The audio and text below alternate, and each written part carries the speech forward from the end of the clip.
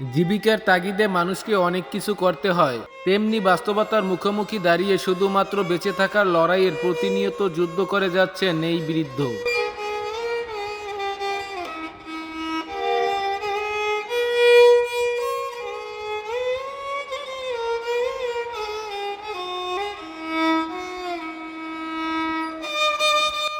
রোদ বৃষ্টি বন্যা সবকিছু উপেক্ষা করে কঠোর পরিশ্রম করে কোনো মতে মানবতার জীবন পার করছেন তিনি।